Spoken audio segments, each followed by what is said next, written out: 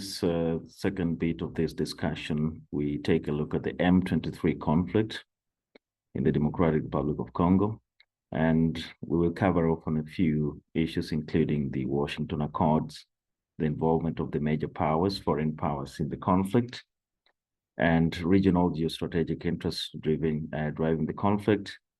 And we will finish off with some of the recent trends in the conflict, as well as scenarios and the outlook of the security and political situation.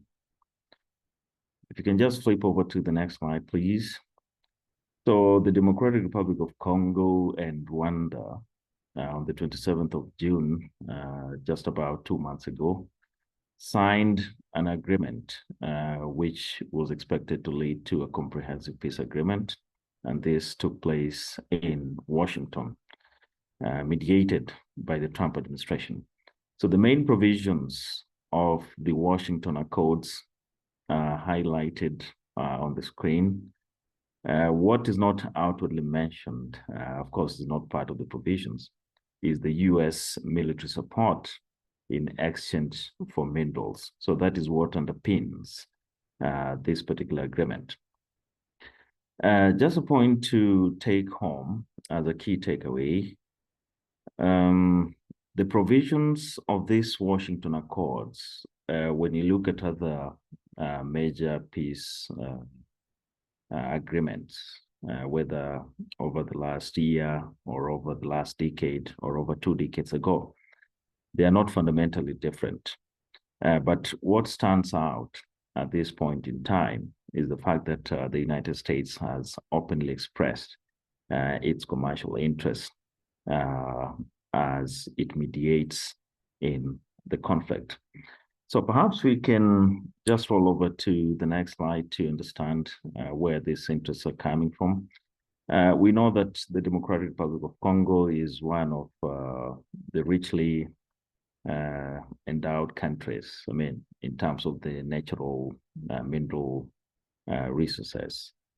And so the commercial interests arising, driven by the Trump administration for the agreement are primarily driven by the nature of the foreign policy of the Trump administration, which we have seen since he came in office for the second term. So this is typically commercial and seeks to leverage the lucrative mining sector of the Democratic Republic of Congo. When you look at the metrics on the screen, in terms of the global supply share of coltan from the D.R.C, it makes up approximately 70%. Cobalt makes up about 57%. Diamonds 20%, copper, lithium, and gold 10%, 4%, and 2% respectively.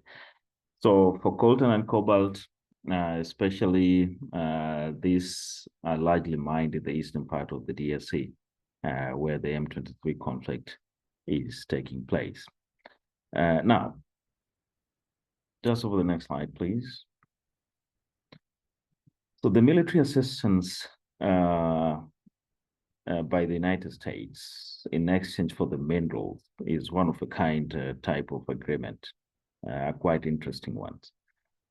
So if it materializes, subject to the cause of the conflict, then this will create commercial opportunities for Western companies, especially in the defense and mining industries.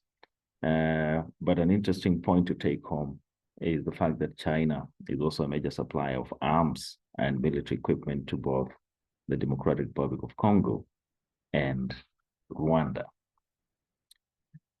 So the United States is rivaling China, not just in the Democratic Republic of Congo, but across Africa and other parts of the world.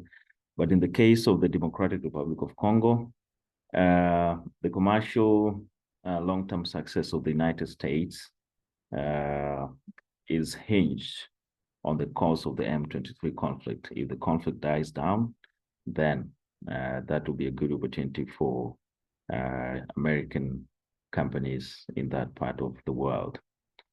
The involvement of Qatar in the conflict is largely driven by economic interests And this signal Doha's geostrategic positioning as a mediator in major conflicts globally. Case in point, the Israel-Hamas war. Next slide, please.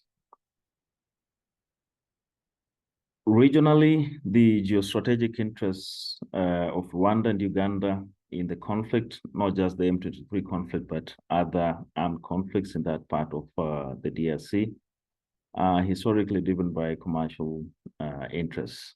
And this arise from the fact that both Rwanda and Uganda export minerals that are illicitly imported from the D.R.C. We also have other countries in the region which illicitly benefit from, the minerals from the D.R.C, including Kenya, Angola, South Sudan, and the Central African Republic. So these interests are bound to persist in the long term, and this explains the complexity of resolving the conflict in the eastern part of the Democratic Republic of the Congo. Next slide, please. So borrowing from the, going from that, then I think it informs us of the, let's try to look at some of the trends, recent trends in the conflict. In terms of the civilian deaths that were recorded in July, that is last month, 319. So far in August, 80 deaths resulting from the M23 conflict have been recorded. And from the daily developments and the short advisories that we have been feeding you, you could see that fighting still persists in multiple areas in North Kivu and South Kivu provinces where the M23 rebels are active. In terms of civilian displacement, 5.9 million civilians are still displaced, although there's a reduction by around 1 million compared to January this year. The rebels still control Goma, which is the provincial capital of North Kivu province, and Bukavu, which is the provincial capital of South Kivu province, among other multiple territories in these two provinces. Now, the main issue among these trends is the fact that the August 18th deadline for signing a comprehensive peace agreement was missed. This is despite the fact that the talks continue in Doha. So there are backs and forths between the rebels and the Congolese government regarding their participation in the talks in Doha. And this could all along jeopardize the realization of a comprehensive peace agreement. So let's try to relate this to some of the scenarios that we are looking at as far as the conflict is concerned. Harshita, you can roll to the next slide, please. So we are looking at two scenarios based on the current conditions regarding the conflict. So the most likely scenario at this point is the persistence of the conflict and the peace process stalling. And below each of these scenarios are the indicators.